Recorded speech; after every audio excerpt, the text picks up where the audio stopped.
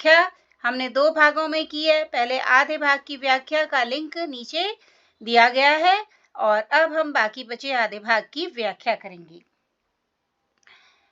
बड़े भाई साहब कहानी एनसीईआरटी हिंदी बी की पुस्तक स्पर्श भाग 2 में भी संकलित है और कक्षा 10 के छात्रों के लिए यह व्याख्या लाभकारी रहेगी। इस कहानी में मुंशी प्रेमचंद जी ने 2 भाइयों के बीच आपसी प्रेम और आत्मत्याग की मार्मिक भावना का वर्णन किया है। साथ ही उन्होंने शिक्षा व्यवस्था की कमियों की ओर भी इशारा किया है। कहानी की व्याख्या करने से पहले हम अब तक पढ़े हुए भाग को दोहराएंगे। बड़े भाई साहब छोटे भाई से 5 साल किंतु 3 साल आगे थे। बड़े भाई साहब बड़े अध्ययनशील थे और हमेशा पढ़ते रहते थे। हालांकि कई बार वे किताबों के हाशियों में ऐसे चित्र, शब्द या वाक्य लिखते थे जो छोटे भाई की समझ से बाहर थे।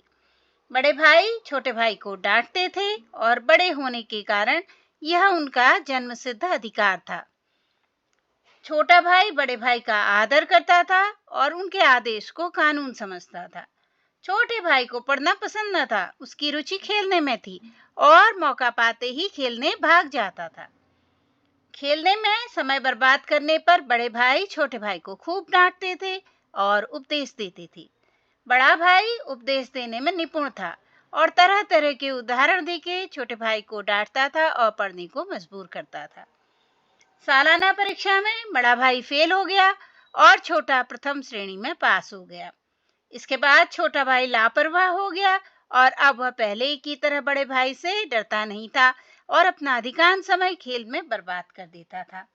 एक समय सुबह का सारा समय गिल्ली डंडा में बर्बाद कर छोटा भाई ठीक भोजन से पहले वापस आया तो बड़े भाई ने उसे डांटना शुरू किया। इस डांट में बड़े भाई के माध्यम से लेखक ने छोटे भाई को उपदेश तो दिया है, साथ ही शिक्षा व्यवस्था की कमियों की ओर भी इशारा किया है। तो जैसे ही छोटा भाई वापस आता है, बड़े भाई उसको बताते हैं कि तुम्हें घमंड हो गया अपने पास आने होने पर और इसलिए तुम अब पढ़ नहीं रहे हो। और फिर उन्होंने कहा कि भगवान घमंड का किसी का बचाते नहीं हैं, वे घमंड चूर चूर कर देते हैं। और फिर इसके लिए उन्होंने रावण का उदाहरण दिया कि रावण को भी घमंड हो गया था और बाद में उसके परिवार में कोई भी व्यक्ति ऐसा नहीं बचा जो उसको पानी भी दे सके अंतिम वक्त में। फिर बाद में उन्होंने शैतान का हाल सुनाया कि शैतान ने भी जो है घमंड किया और उसने सोचा कि मुझसे बढ़कर भगवान का सच्चा भक्त कोई नहीं है, तो स्वर्ग से फेंका गया। इसके बाद शाहिरुम नाम के राजा का भी उन्होंने उल्लेख किया है, जिसको बाद में भीख मांग करके जीना पड़ा और भीख मांगते मांगते ही वो मर गया। इसके बाद बड़े भाई साहब अपने छोटे भाई को कहते हैं कि एक बार दर्जा पास होने पर ही तुम्हारा सिर फिर गया है, अर्थात तुम्हें घमंड हो गया है, लेकिन तुम अपनी मेहनत से पास नहीं हुए हो, अंधे के हाथ बटेर लग गई है। यानी अयोग्य व्यक्ति को महत्वपूर्ण चीज मिल गई है, एक फर्स्ट डिवीजन मिल गई है। और ये उन्होंने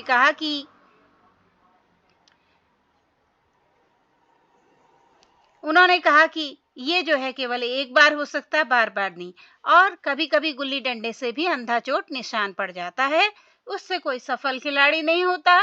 सफल खिलाड़ी वह है जो कभी भी जिसका निशाना खाली न जाए। फिर उन्होंने अपने दर्जे की यानी अपने ग्रेड की समस्याएं छोटे भाई को बतानी शुरू की। जैसे उन्होंने बताया कि अगर उनके दर्जे में आओगे तो दांतों पसीना आ जाएगा, अर्थात बहुत समस्या कठिनाई आएगी, मुश्किल आएगी और अलजेब्रा और ज्योमेट्री के लोहे के चने चबाने पड़ेंगे। यानी अलजेब्रा और ज्योमेट्री में काफी उन्हें कठिनाई होती थी। इंग्लिस्तान का इतिहास पढ़ना पड़ेगा, अर्थात ब्रिटेन का इतिहास पढ़ना पड़ेगा और वहां के राजाओं के बादशाह यानी राजाओं के नाम याद रखना आसान काम नहीं है। 8 हेनरी हो चुके हैं, कौन सा कांड किस हेनरी के समय यानी कौन सा काम किस हेनरी के टाइम पे हुआ है, यह याद करना एक आसान काम नहीं है। और हेनरी 7वें की जगह हेनरी 8वां लिखा तो सारे नंबर गायब, सफाचट। सफाचट मतलब बिल्कुल खत्म, सिफर यानी 0 भी नहीं मिलेगा। तो हो किस ख्याल में, यानी तुम कौन सी दुनिया में रहते हो। और फिर वो अपनी समस्याएं बताते हैं, कहते हैं दर्जनों जेम्स हुए हैं, दर्जनों विलियम, कोड़ियों चार्ल्स। तो ये ब्रिटेन के राजाओं का इतिहास है कि वो एक ही नाम को उन्हीं 3-4 नामों को रिपीट करते रहते हैं और उनके पीछे फर्स्ट, सेकंड, थर्ड ऐसे लगाते रहते हैं। तो उनको याद करने में बड़े भाई साहब को बड़ी दिक्कत आती है, तो वो समस्या अपनी सामने ला रहे हैं और कह रहे हैं कि इनको याद कर करके आंधी रोग हो जाता है, यानी अंधेपन का रोग हो जाता है। और इन अभागों को यानी फेटलेस, हालांकि वो राजा हैं, लेकिन चूंकि उन बड़े भाई साहब यहाँ पर अपनी फ्रस्ट्रेशन दिखा रहे हैं, इसलिए वो उनको कहते हैं कि इन अभागे यानी फेटलेस राजाओं को नाम ही नहीं मिलते थे, नाम भी नहीं जुड़ते थे, यानी उनको कोई नए नाम नहीं मिलते थे। तो इसलिए वो 2 सोयम, चहारुम, पंचम यानी फर्स्ट, सेकंड, थर्ड और फोर्थ लगाते रहते थे। और वो कहते हैं कि अगर मुझे पूछा जाता तो मैं 10 लाख नाम बता देता। तो इस तरह उनको नाम याद नहीं रहते हैं और वो गलतियां कर देते हैं, तो उस समस्या को सामने ला रहे हैं। तो फिर अब यहाँ पे बड़े भाई साहब ज्योमेट्री, अपनी मैथ्स की समस्या कह रहे हैं कि ज्योमेट्री का तो खुदा पनाह, पनाह मतलब शरण लेना, उनके पास उनकी शरण में होना। तो ये कहते हैं कि भगवान ही जो है हमें यहाँ पे शरण दे सकता है, क्योंकि अ ब ज की जगह अ ज ब लिख दिया।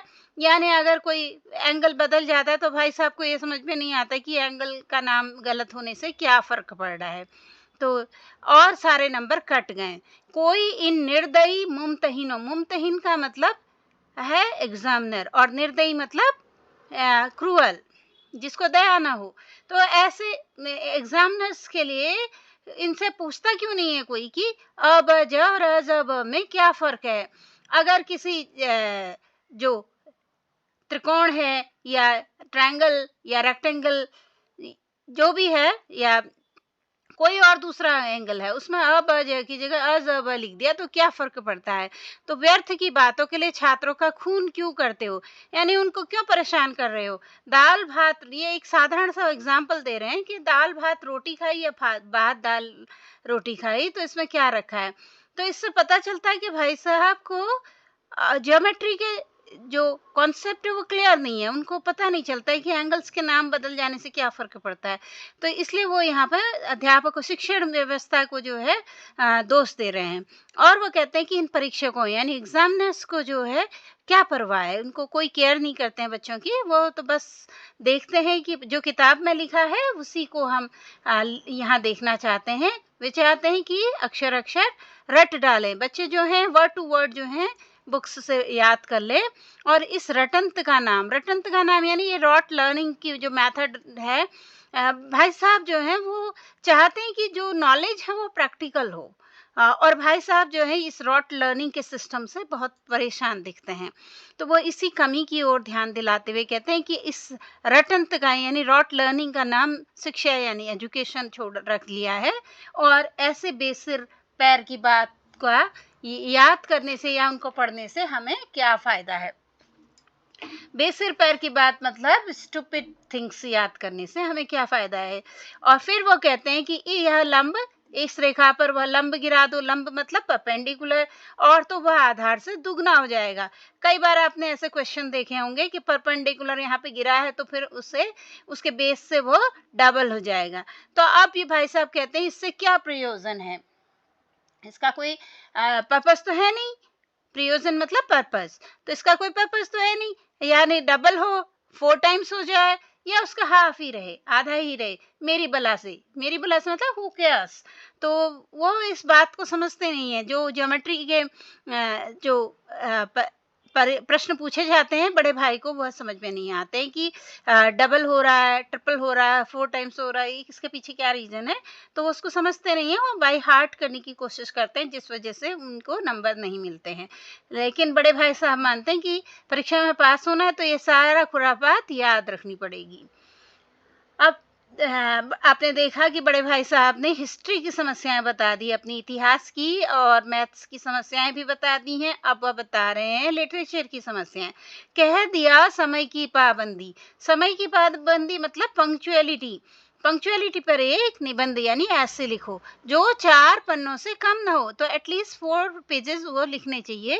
अब आप कॉपी सामने खोलें, कलम हाथ लिए, उसके नाम को रोइए। वो कहते हैं कि अब आप याद करते रहो और लिखते रहो उतना सब, क्योंकि भाई साहब को 4 पन्ने जो है लिखना वो पसंद नहीं है।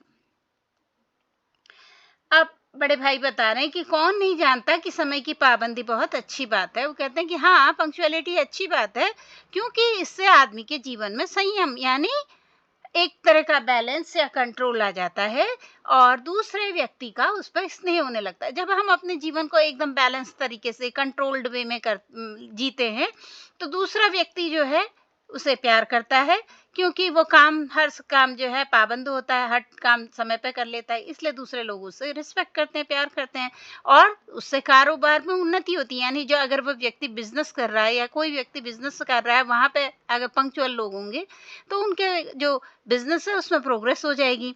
लेकिन ये बात तो हर कोई जानता है, तो जरा सी इतनी सी बात समझाने के लिए 4 पन्ने कैसे लिखें? तो कहते हैं कि ये बात सिर्फ एक वाक्य में कही जा सकती है, वन सेंटेंस इज इनफ। वो कहते हैं कि पर 4-4 पेजेस लिखने की क्या जरूरत है? मैं तो इसे हिमाकत समझता हूँ, और हिमाकत का मतलब है बेवकूफी या मूर्खता, स्टूपिडिटी। तो ये कहते हैं अज्ञान है ये कि हम एक ही फालतू एक जो बात एक लाइन में कही जा सकती है उसको हम 4-4 पेजेस में लिख रहे हैं। तो ये कहते हैं कि यह तो समय की किफायत नहीं है, यूज नहीं है, यह दुरुपयोग है, वेस्ट है, ये व्यर्थ में किसी बात को ठूस दिया जाए, अननेसेसरीली इसको स्टफ किया जाए वहां पे, तो ये क्या है, वेस्ट ऑफ टाइम है, ना कि उसका प्रॉपर यूज है। तो कहते हैं कि हम चाहते हैं आदमी को जो कुछ कहना हो चटपट कह दे, फटाफट उसको बात को कह देनी चाहिए और अपनी राह लेनी चाहिए, आगे बढ़ना चाहिए, ना कि एक एक एक ही बात पे 4-4 पन्ने रंगने पड़े। पन्ने रंगना ये एक मुहावरा है। इसका मतलब है कि समय बर्बाद करना या यूजलेस लिखना। इनको जो है अगर हम खाली किसी पेज में कुछ इंक से लिखते जा रहे हैं तो उसका अगर कोई सेंस नहीं बन रहा है तो वो पन्ने रंगना हो गया। तो चाहे जैसे भी लिखिए हो, पन्ने भी पूरे फुल स्केप आकार के। यह छात्रों पर अत्याचार नहीं तो और क्या है। वो मानते हैं कि ये अननेसेसरी 4 पेजेस जो है लिखवा रहे हैं, ये एक तरह का टॉर्चर है। अनर्थ तो ये है, वो कहते हैं कि इतना ही काफी नहीं है, दुराग्रह है या परवर्जन है कि जो कहा जाता है कि 4 पेज लिखो, वह भी संक्षेप में लिखो, यानी you right it in brief. तो 4 पेज जो है ब्रीफ में लिखने हैं। जब 4 पेज ब्रीफ में हैं तो डिटेल में कितना हो जाएगा, शायद 100-200 पन्ने। तो ये एकदम विरोधाभासी कॉन्ट्रेरी बातें हैं। आप कहते हैं कि ब्रीफ में लिखिए, छोटे में लिखिए, और फिर कहते हैं कि 4 पेज लिखिए। अब बात तो एक ही लाइन में समझी जा सकती है, तो वो इस कॉन्ट्रेरी बात को, इस विरोधाभासी बात को कहते हैं कि ये बिल्कुल ही अलग बात है। ये ऐसा ही है जैसे हम किसी से कह रहे हैं कि आप तेज दौड़िए लेकिन धीरे धीरे। तो ये एकदम विरोधाभासी बात है और इतनी उल्टी बात है कि कोई छोटा बच्चा भी इस बात को समझ सकता है। लेकिन अध्यापक जो है इनको तमीज नहीं है, यानी मैनर नहीं है इनको। ये ऐसी अजीब सी बातें करते हैं और फिर उसके बाद दावा करते हैं, यानी क्लेम करते हैं कि हम तो अध्यापक हैं, मेरे दर्जे में आओगे लाला तो सारे पापड़ बेलने पड़ेंगे। तो ये सारे काम तुम्हें करने पड़ेंगे, 4-4 पेजेस लिखना पड़ेगा, हिस्ट्री याद करनी पड़ेगी, ज्योमेट्री याद करनी, ये सारा पापड़ बेलना मतलब सारे इस तरह के मेहनत के काम आपको करने पड़ेंगे। पापड़ बेलना मतलब मुश्किल कार्य करना। तब आटे दाल का भाव मालूम पड़ेगा, ये भी एक मुहावरा है। आटे दाल का भाव मालूम करना मतलब कि असलियत मालूम होना, सच्चाई मालूम होना, टू फेस द रियलिटी। तो हम इस दर्जे में अव्वल आ गए, यानी इस क्लास में तुम फर्स्ट आ गए तो जमीन पर पाँव नहीं रखते, यानी तुम्हें घमंड हो गया। जमीन पर पाँव नहीं पड़ना मतलब बहुत अधिक घमंड हो जाना। इसलिए कुछ मेरा कहना मानिए, लाख फेल हो गया हूँ लेकिन तुमसे बड़ा हूँ और संसार का मुझे तुमसे कहीं ज्यादा अनुभव है। जो कुछ कहता हूँ उसे गिरह बांधिए मतलब गांठ बांध के याद कर लीजिए, अच्छे से याद कर लीजिए, नहीं तो पछताइएगा। यानी अगर आप इस बात को याद नहीं रखेंगे कि मेहनत करनी चाहिए और पढ़ाई करनी चाहिए, तो फिर आप रिग्रेट करेंगे उस बात के लिए। स्कूल का समय निकट था, नहीं ईश्वर जाने यह उपदेश माला कब समाप्त होती। तो वो कह रहे हैं कि स्कूल का टाइम होने वाला था, इसलिए वो बात खत्म हो गई वहीं पे, वरना और लंबा डांट पड़ती। तो भोजन इन्हें आज निस्वाद लग रहा था, छोटे भाई को भोजन टेस्टलेस लग रहा था आज। जब पास होने पर यह तिरस्कार है, तिरस्कार यहाँ पे इंसल्ट की वे में है। जब पास हो रहा है तो इतना इंसल्टेड हो रहा है, और फेल हो जाने पर तो शायद प्राण ही ले लिए जाते। भाई साहब ने अपने दर्जे की पढ़ाई का जो भयंकर चित्र खींचा था, एक उन्होंने एक बड़ा ही कठिन यानी एक टेरेबल पिक्चर खींचा था उन्होंने कि भाई इतना कठिनाई है मेरी पढ़ाई में। तो इस बात को सोच के वो बहुत ही ज़्यादा डर गया था, उसने मुझे भी भयभीत कर दिया, यानी छोटा भाई भी इस बात को समझ के सुन के बहुत डर गया था। स्कूल छोड़कर भागा नहीं, यही ताज्जुब है। वो अपने आप में सरप्राइज है छोटा भाई, कि कहता है कि इतनी डांट पड़ गई, इतना डरावना चित्र खींच दिया पढ़ाई का आगे की हायर एजुकेशन का, कि मैं स्कूल छोड़ के भाग नहीं गई, यहाँ पे पढ़ नहीं रहा हूँ। ये ही एक बड़ा सरप्राइज है। और इतनी तिरस्कार पर भी, इतनी इंसल्ट के बाद भी पुस्तकों में मेरी अरुचि ज्यों की त्यों बनी रही। डांट तो खा ली और बुरा भी लग गया, लेकिन इतनी इंसल्ट होने के बाद भी पढ़ाई की तरफ उसका बिल्कुल इंटरेस्ट नहीं बना, बिल्कुल एकदम भागना चाहता है किताबों से। खेल कूद का कोई अवसर हाथ से जाने नहीं देता, जैसे भी उसको एक चांस मिलता तो वो एकदम खेल कूद का करने चल पड़ता, यानी कोई मौका जाने नहीं देता। पढ़ता भी था मगर बहुत कम, बस इतना कि रोज का टास्क पूरा हो जाए और दर्जे में जलील ना होना पड़े। जलील ना होना मतलब इंसल्टेड नहीं होना चाहता था, तो इसलिए वो डेली का डेली टास्क जो स्कूल से जो भी होमवर्क वगैरह मिलता था, जो पढ़ाई किया जाता था, वो पढ़ लेता था और उससे ज्यादा कुछ भी नहीं पढ़ता था। अपने ऊपर जो विश्वास पैदा हुआ था वह फिर से लुप्त हो गया। देखो, बड़े भाई फेल हो गए थे और वो पास हो गया था फर्स्ट डिवीजन, इसलिए उसके अंदर थोड़ा कॉन्फिडेंस पैदा हो गया था। तो इसलिए ये डांट खा करके और बड़े हायर एजुकेशन का इतना डरावना चित्र देख के जो उसके अंदर जो कॉन्फिडेंस पैदा हुआ था वो फिर से डिसअपियर हो गया, लुप्त हो गया, और फिर से चोरों का सा जीवन काटने लगा।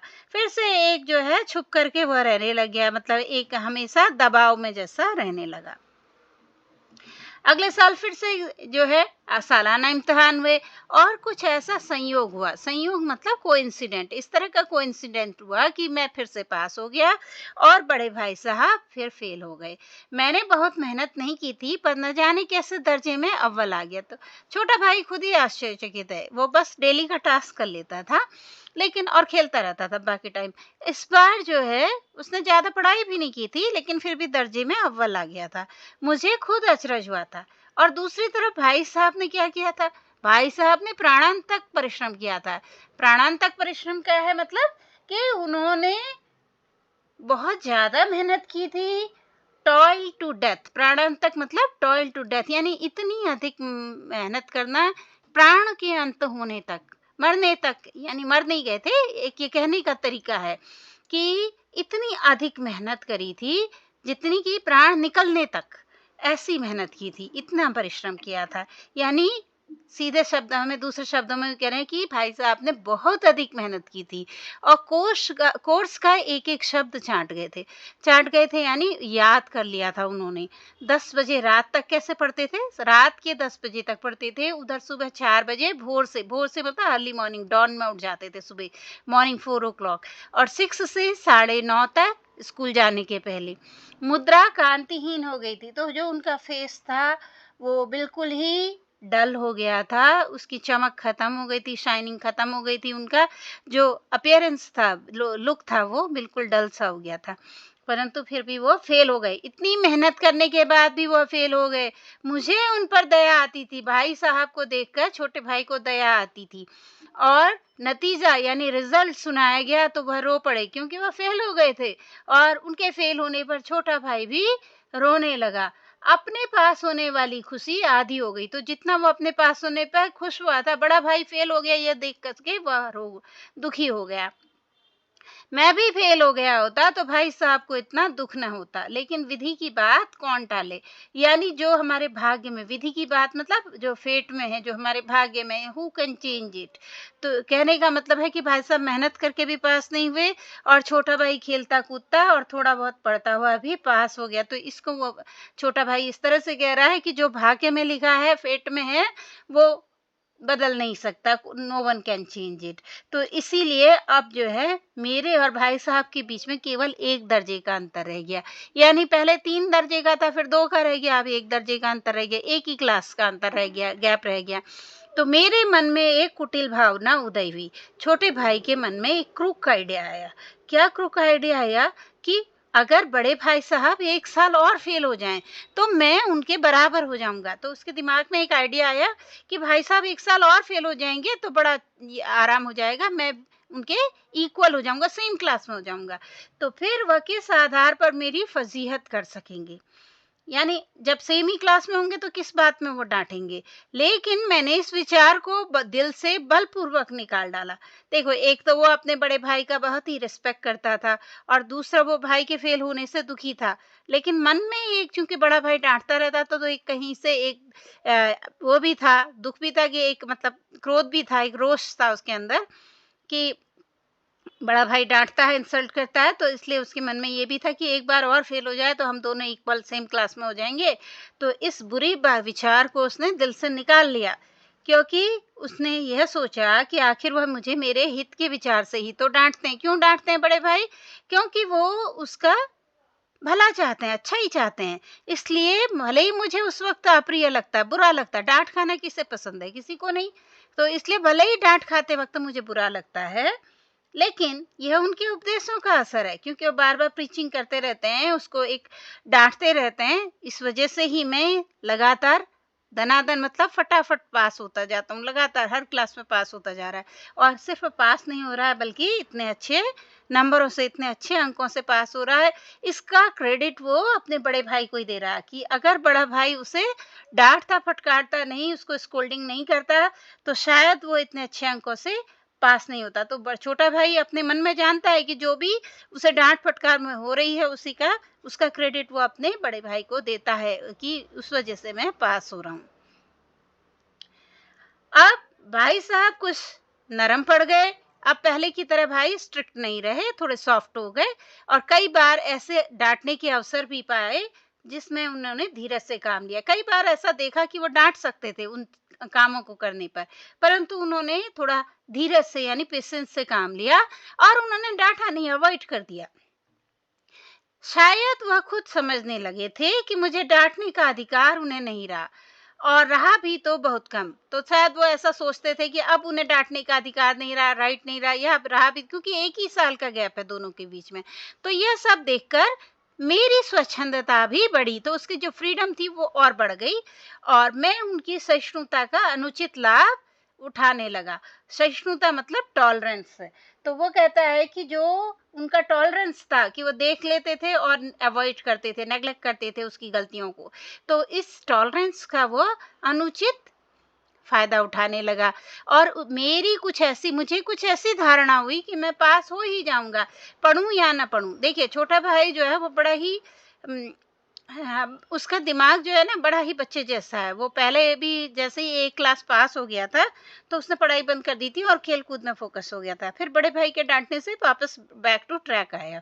अब दोबारा उसको जो है उसने कहा कि भाग्य के भरोसे, तो अब वो पूरा भाग्य के भरोसे बैठा हुआ है। उसने विचार कर लिया कि मैं पास हो ही जाऊंगा, चाहे पढ़ूं या ना पढ़ूं। इसका कारण वो क्या समझता है? मेरी तकदीर बलवान है, यानी उसका जो फेट है वो बहुत स्ट्रांग है, पावरफुल है। तो इसलिए मैं तो पास हो ही जाऊंगा, चाहे मैं कुछ मेहनत करूं या नहीं करूं। इसलिए भाई साहब के डर से जो थोड़ा बहुत पढ़ लिया करता था वह भी बंद हो गया। तो अब जो पहले पढ़ाई करता था वह बंद हो गई। मुझे कनकव्वे उड़ाने का नया शौक हो गया। इस बीच में जैसे बच्चों के अलग अलग स्टेज होते हैं, तो कभी वो छोटे बच्चे होते हैं तो वो डॉल से या छोटे टॉयज से, कार वगैरह से खेलते हैं। बड़े हो जाते हैं तो उनके शौक अलग हो जाते हैं। तो इसी तरह ये जो उस वक्त का बच्चा था, तो इसके पास ज़्यादा चॉइसेस नहीं थी आप लोगों की तरह। तो ये जो है बाहर आउटडोर गेम खेलता था और पतंगबाजी का इसे नया शौक पैदा हो गया। कनकव्वे अर्थात पतंगबाजी, काइट फ्लाइंग। तो इसको ये इंटरेस्ट आ गया और पूरा समय अब क्या कर रहा है?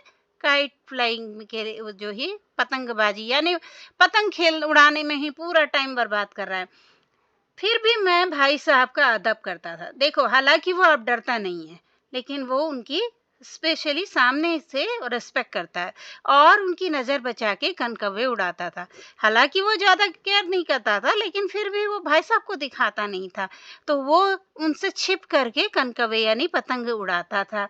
तो पतंग उड़ाने में क्या-क्या काम करता था? माझा देना, जो रील होती है ना पतंग की, जिसमें धागा बाँधा होता है, जो थ्रेड होता है, वो एक माझे एक छोटे से लकड़ी के उसमें रील में बंधा होता है, तो वो माझा देना, कन्ने बांधना, यानी पतंग को जो है उसके थ्रेड से बांधना।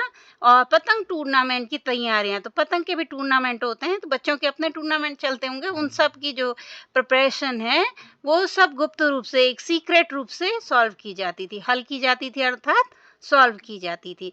तो जो भी वो ये एक्टिविटी करता था पतंग टूर्नामेंट का, जो तैयारियां, वो सीक्रेटली करता था।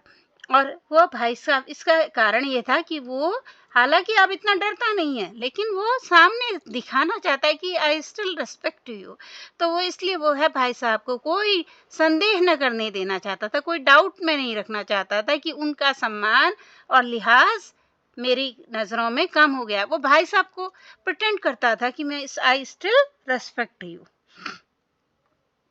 लेकिन एक संध्या समय हॉस्टल से दूर में एक कनकव्वा लूटने बेतहासा दौड़ा जा रहा था।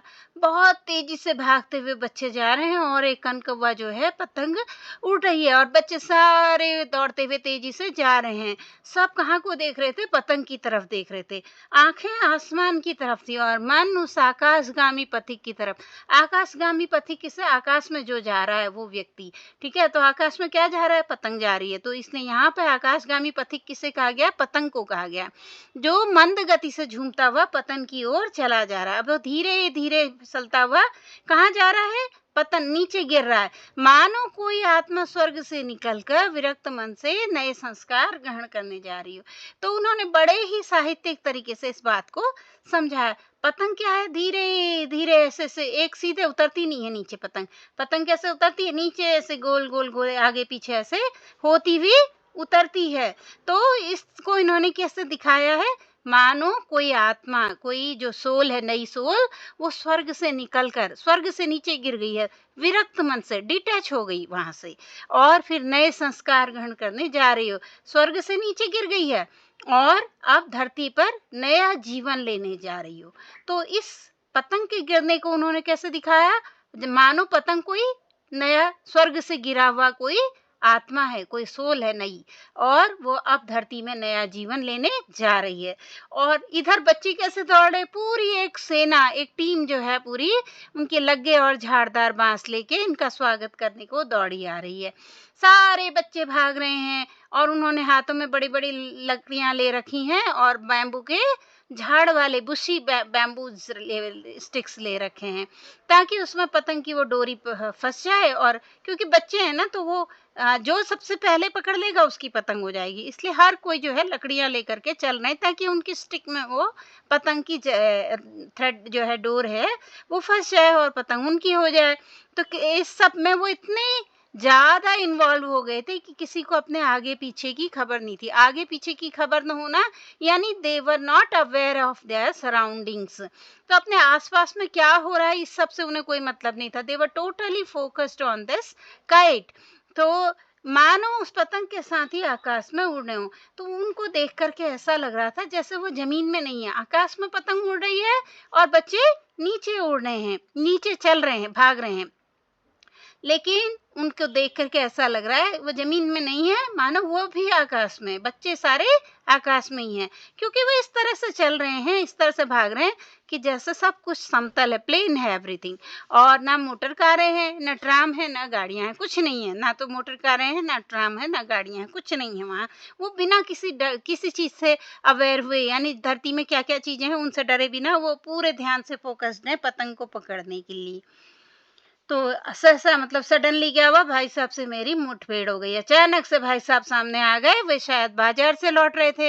उन्होंने वही मेरा हाथ पकड़ लिया, तेजी से हाथ पकड़ लिया और उग्र भाव से, यानी एकदम मुठभेड़ का मतलब है एकदम एनकाउंटर हो जाना, लेकिन यहाँ पे क्या है? टकरा जाना, यानी मिल जाना, टकरा जाना। तो वो एकदम से बड़े भाई जो है सामने आ गए और उन्होंने गुस्से से, उग्र भाव अर्थात गुस्से से, एंग्री होकर के उन्होंने क्या कहा कि इन बाजारू लौंडों के साथ धेले के कनकव्वे के लिए दौड़ते हुए तुम्हें शर्म नहीं आती। बाजारू लौंडे मतलब कि जो आवारा बच्चे हैं, जो पढ़ाई वगैरह नहीं करते, फालतू घूमते रहते हैं, ऐसे बच्चों को बाजारू लौंडे कहा है। और धेले के कनकव्वे मतलब जो जिनकी जो कोई वैल्यू नहीं है, वैल्यूलेस या बहुत कम मूल्य की, कनकव्वे पतंग उड़ाने के लिए तुम दौड़ रहे हो, ऐसे यूजलेस काम के में तुम अपना टाइम बर्बाद कर रहे हो, तुम्हें शर्म नहीं आती?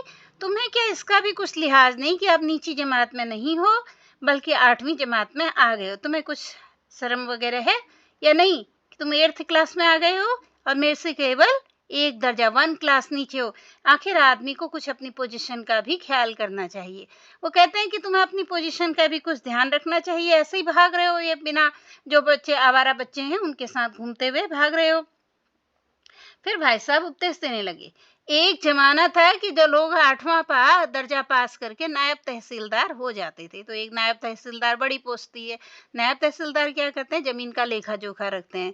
तो मैं कितने ही मिडिलची हूँ, मिडिलची मतलब यहाँ पे मिडिल पास यानी 8th पास बच्चों लोगों को जानता हूँ, जो अब अव्वल दर्जे के डिप्टी मजिस्ट्रेट या सुपरिंटेंडेंट हैं, यानी अब बड़ी पोस्ट में आ गए हैं। कितने ही 8वीं जमात वाले हमारे लीडर और समाचार पत्रों के संपादक हैं। तो वो कहते हैं कि 8th पास लोग खाली ऐसे ही बेकार नहीं होते हैं, उनकी बड़ी वैल्यू होती है, ये समझाना चाहते हैं। तो कहते हैं कि 8th पास हमारे बड़े बड़े लीडर्स हैं और हमारे समाचार पत्रों के संपादक यानी एडिटर्स हैं, बड़े बड़े विद्वान उनकी मातहती में काम करते हैं। तो कहते हैं कि उन लोगों के अंडर में बहुत सारे विद्वान लोग भी उनके अंडर में काम करते हैं। मातहती मतलब उनके नीचे काम करना। तो तुम उसी 8वें दर्जे में आके बाजारू लौंडों के साथ कनकव्वे के लिए दौड़ रहे हो। तो वो डांट रहे हैं कि कहते हैं कि तुम्हारी इस कम अकली पर, यानी जो तुम ऐसा बेवकूफी भरा काम कर रहे हो, इसमें मुझे दुख होता है।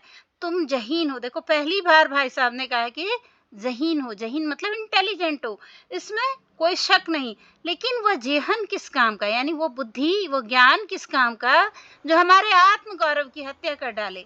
तुम अपने दिल में समझते होगे कि मैं भाई साहब से महज एक दर्जा नीचे हूँ। मैं कितना क्लास नीचे हूँ? 1 क्लास। तो अब भाई साहब को डांटने का कुछ शक नहीं है, कोई उनको ये नहीं है कि मुझे डांटें। लेकिन ये तुम्हारी गलती है। भाई साहब कहते हैं कि तुम सोचते मुझे कोई राइट नहीं रहा, लेकिन ये तुम्हारी गलत सोच है। इसका कारण है कि मैं तुमसे 5 साल बड़ा हूँ और चाहे आज तुम मेरी जमात में ही आ जाओ, चाहे तुम सेम क्लास में आ जाओ। और फिर वे कहते हैं परीक्षकों को, यानी एग्जामिनर्स का यही हाल रहा है। आपने देखा एग्जामिनर्स की उन्होंने कितनी कमियां गिनाई थी। तो निस्संदेह अगले साल तुम मेरे समकक्ष हो जाओगे, सेम क्लास में हो जाओगे। तो शायद 1 साल बाद मुझसे आगे भी, पॉसिबली 1 साल बाद तुम 9th में आ जाओगे और फिर उसके बाद अगले साल 10th में चले जाओगे, 1 साल आगे हो जाओगे। लेकिन तुम में और मुझ में जो 5 साल का अंतर है, दोनों भाइयों के बीच में शुरू में ही बताया गया है कि कितना अंतर है, 5 इयर्स का।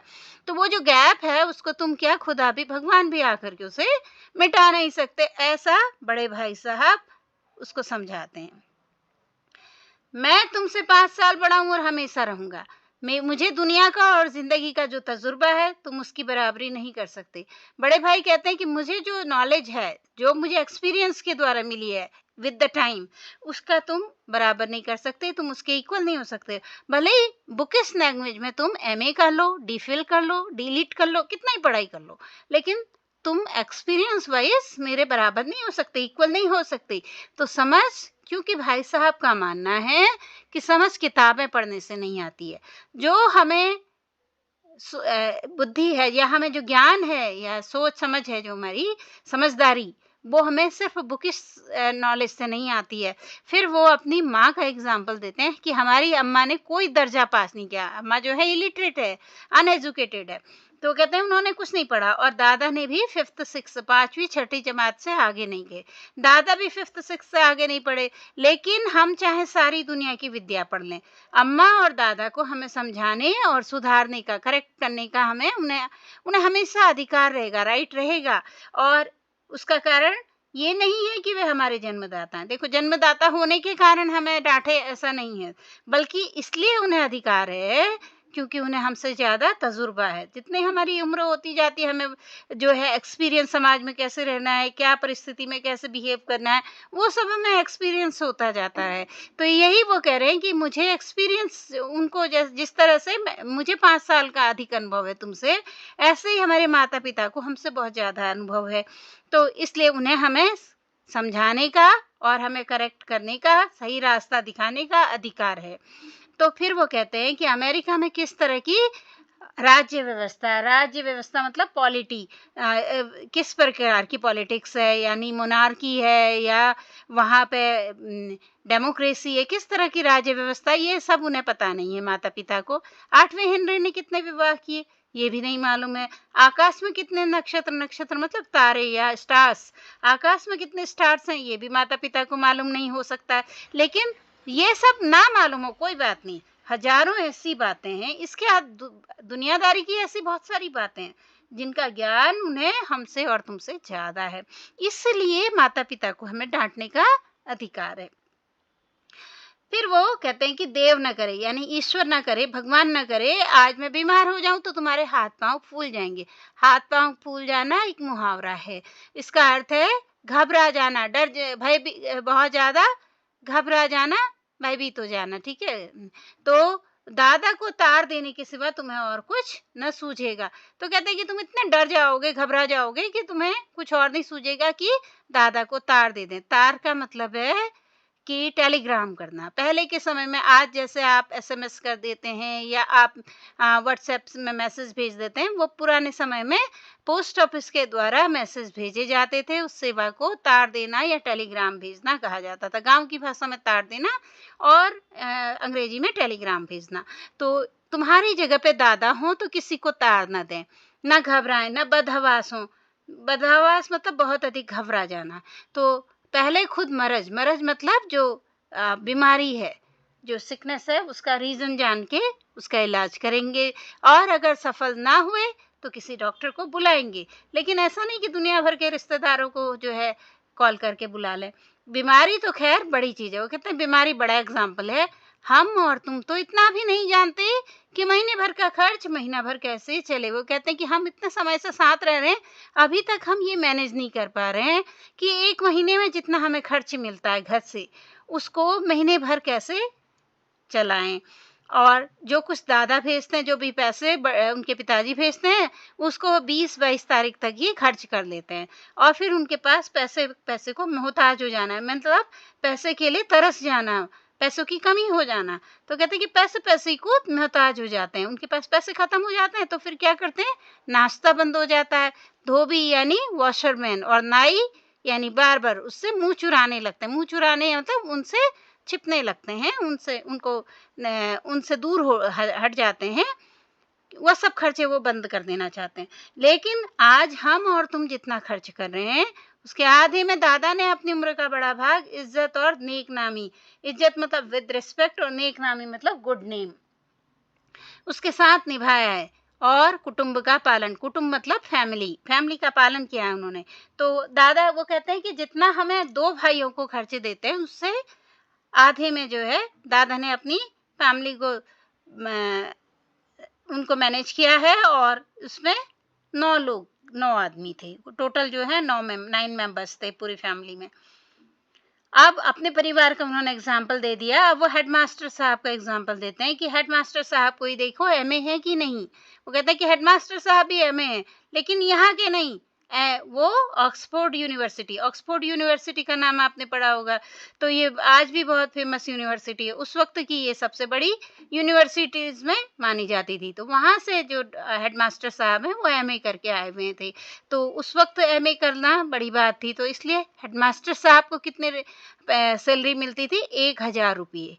1000 रुपये पाते थे। 1000 रुपये आज़ादी के पहले 1000 रुपये की बहुत बड़ा मूल्य होता था, बहुत वैल्यू होती थी। और इसमें जो है लोगों को उस वक्त 100 रुपये 50 रुपये ऐसी सैलरी मिलती थी, और तब हेडमास्टर साहब को कितने मिल रहे, 1000 रुपये। और उनके घर का इंतजाम कौन करता है, उनकी बूढ़ी माँ। हेडमास्टर साहब की डिग्री यहाँ बेकार हो गई, क्यों, पहले वो खुद घर का इंतजाम करते थे, खर्च देखो 1000 रुपये में भी हेडमास्टर साहब का खर्च पूरा नहीं होता था, हमेशा कर्जदार यानी डेट में रहते थे। और जब से उनकी माता ने प्रबंध यानी घर का मैनेजमेंट माता जी ने ले लिया, उनकी माँ ने ले लिया, तब से घर में लक्ष्मी आ गई। लक्ष्मी आ गई का मतलब है घर में प्रॉस्पेरिटी हो जाना। तो जब से उनकी माँ ने वो सारा मैनेजमेंट कर लिया तो घर में प्रॉस्पेरिटी हो गई। जो पहले डेट में रहते थे अब वो डेट खत्म हो गया और बल्कि प्रॉस्पेरिटी हो गई। तो भाईजान यह जरूर दिल से निकाल लो। देखो अनपढ़ माँ मैनेज कर सकती है, लेकिन पढ़ा लिखा लड़का नहीं कर पा रहा, हेडमास्टर साहब नहीं कर पा रहे क्योंकि उनको इतना एक्सपीरियंस नहीं है। तो यहाँ पे वो एक्सपीरियंस की इम्पोर्टेंस को बता रहे हैं। तो भाईजान यह गुरूर दिल से निकाल लो। गुरूर मतलब घमंड, दिल से निकाल लो कि तुम मेरे समीप आ गए हो। समीप मतलब पास आ जाना, नियर हो जाना, यानी अब वो एक ग्रेड का अंतर रह गया, तो इसलिए अब तुम स्वतंत्र हो, फ्री हो गए हो। ऐसा नहीं है मेरे देखते तुम बेराह न चलने पाओगे, यानी वो कहते हैं जब तक मैं हूं तब तक तुम्हें रास्ते से गलत going to the wrong direction. वो क्या कहते हैं, जब तक मैं हूं तब तक I will not let you go in wrong direction, तब तक मैं तुम्हें सही रास्ते पर लेकर रहूंगा, तुम्हें ऐसे बिगड़ने नहीं दूंगा। तो इसलिए अगर तुम यो न मानोगे, तो कहते हैं कि समझाने से नहीं मानोगे, डांट से नहीं मानोगे, तो मैं इसका प्रयोग भी कर सकता हूँ। यानी वो थप्पड़ दिखाते हैं, अपने अपना थप्पड़ दिखा के कहते हैं कि मैं अपने पावर का भी यूज कर सकता हूँ। वो कहते हैं मैं जानता हूँ तुम्हें मेरी बातें जहर लग रही हैं। बड़ा भाई डांट तो रहे हैं, लेकिन वो कहते हैं कि तुम्हें मेरी बातें बुरी लग रही हैं, ये मुझे पता है।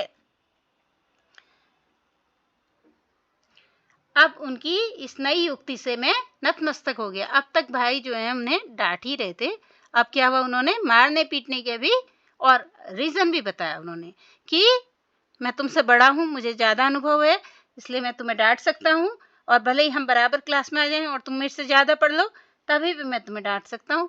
और एक्सपीरियंस का उन्होंने एग्जाम्पल्स दिए। तो ये सब युक्ति यानी ये ट्रिक, युक्ति का अर्थ है ट्रिक। अब भाई साहब ने नई युक्ति निकाली, ट्रिक निकाली। अभी तक तो वो डराते थे उसे, लेकिन अब उन्होंने रीजन के साथ उसे बताया कि वो क्यों डांट सकते हैं। और इस नई ट्रिक से जो है वह नतमस्तक हो गया, यानी उसके उनके आगे झुक गया, सरेंडर कर दिया। और आज मुझे सचमुच अपनी लघुता का, उसे आज पता चला कि मैं तो अभी तक बच्चा ही हूँ, मैं छोटा ही हूँ, अपने छोटेपन का अनुभव हुआ उसे कि भाई साहब जितना वो सोच नहीं पाता है। आज भाई के प्रति मेरे मन में श्रद्धा उत्पन्न हुई, और बड़े भाई साहब के प्रति छोटे भाई के मन में श्रद्धा उत्पन्न हो गई। मैंने सजल नेत्रों आंखों से कहा, सजल मतलब आंसू भरी आंखों से, उसको एकदम से रोना आ गया, उसके आंखों में पानी भर आया, और उसने ऐसे कहा हरगिज नहीं। हरगिज नहीं मतलब बिल्कुल नहीं, आप जो कुछ फरमा रहे हैं मतलब whatever you are saying वह बिल्कुल सच है, बिल्कुल ठीक है, और आपको उसके कहने का अधिकार है। कहता है कि ना सिर्फ आपने सही कहा है बल्कि आपको कहने का अधिकार है, यू हैव द राइट। तो बड़े भाई को ने साहब ने मुझे गले लगा लिया। तो इसी वक्त दोनों भाइयों के बीच का प्रेम सामने निकट आ जाता है, सामने दिखाई देता है, और बड़े भाई आगे बढ़कर छोटे भाई को गले लगा लेते हैं, यानी उन्होंने माफ कर दिया। और फिर भरे गले से बोले कि मैं कनखबे उड़ाने से मना नहीं करता, तुम एंजॉय करना चाहते हो मैं मना नहीं करता, यानी तुम पतंगबाजी करना चाहते हो मैं मना नहीं कर रहा, मेरा जी भी ललचाता है। तो बड़े भाई के मन की भावनाएं सामने आती हैं, उनको भी मन करता है खेलने का, लेकिन वो हमेशा पढ़ते क्यों रहते हैं। खेलने का मन करता है तो खेलना चाहिए था ना, लेकिन वो हमेशा पढ़ते रहते हैं। लेकिन भाई इसका रीजन दे रहे हैं, क्या करूं, खुद बेराह चलूं, यानी मैं ही खेलता कूदता रहूंगा, पढ़ाई नहीं करूंगा तो तुम्हारी रक्षा कैसे करूं। तो पहले वो अपना एग्जाम्पल सेट करते हैं, अपने मन की इच्छाओं को मारते हैं, और इसलिए वो जो है खुद हमेशा पढ़ते रहते हैं, उनकी इच्छाएं होती हैं। जैसे पहले भी हमने पढ़ा था कि वो कहते हैं कि इतने मेले तमाशे होते हैं, क्रिकेट होते हैं, हॉकी के मैच होते हैं, लेकिन मैं कभी नहीं जाता। तो इसके पीछे रीजन क्या है, कहते हैं कि अगर मैं खुद बेराह चलूं तो तुम्हारी रक्षा कैसे करूं, तुम्हारे यह कर्तव्य भी तो मेरे सिर है, तो ये रिस्पॉन्सिबिलिटी है मेरे ऊपर। तो इसलिए वो अपने मन की इच्छाओं को मारते हैं, अपने मन के बच्चे को उन्होंने दबा रखा है, और वो हमेशा पढ़ते रहते हैं। इच्छा होने पर भी वो भाई को दिखाने के लिए पढ़ते रहते हैं, ताकि वो उसे डांट सके कि भाई पढ़ो। तो इसी वक्त जो है भाई साहब के अंदर का बच्चा निकल के बाहर आ जाता है, और उसी वक्त संयोग से एक कटा हुआ कनकव्वा हमारे ऊपर से गुजरता है। सेम टाइम पे जो है सडनली इंसिडेंटली कोइंसिडेंट होता है ऐसा कि एक कटा हुआ कनकवा यानी एक जो है पतंग जो कि अपनी डोर से कट गई थी, वो ऊपर से उड़ती है, उसकी डोर नीचे लटक रही थी, एक डोर उसकी लटक रही थी। और जैसे पहले भाग रहे थे बच्चों का एक बड़ा सा गोल, एक बड़ी टीम जो है तो और पीछे पीछे उस पतंग को पकड़ने के लिए चली आ रही थी। भाई साहब लंबे हैं ही और उछल कर उसकी डोर पकड़ ली। भाई साहब ने एकदम से डोर पकड़ ली और बेतहाशा मतलब वाइल्डली एकदम तेजी से हॉस्टल की तरफ भागे। मैं पीछे पीछे दौड़ रहा था और छोटा भाई भी उनको फॉलो करता हुआ उनके पीछे भाग रहा था। तो यहाँ पे दो भाइयों के बीच के आपसी मधुर संबंध, उनके बीच की भावनाएं, बड़े भाई का कर्तव्य बोध, अपने मन को मार के आत्मत्याग करके अपने मन के बच्चे को मार करके छोटे भाई की रक्षा करना, उसको कर्तव्य पथ पे लगाना, यह सब मधुर भावनाएं जो हैं प्रकट हुई हैं। और साथ ही जो है शिक्षा व्यवस्था की कमियों की ओर भी हमें ध्यान जाता है। तो यहाँ पर बड़े भाई साहब के माध्यम से प्रेमचंद ने दो भाइयों के आपसी प्रेम की मधुर ताने बाने को दिखाया है। और ये कहानी एक कालजयी कहानी है, आज भी जो है इसकी सामयिकता बनी हुई है। अगर आपको हमारी ये कोशिश पसंद आई है तो कृपया चैनल को लाइक, सब्सक्राइब और शेयर करें। Thank you very much.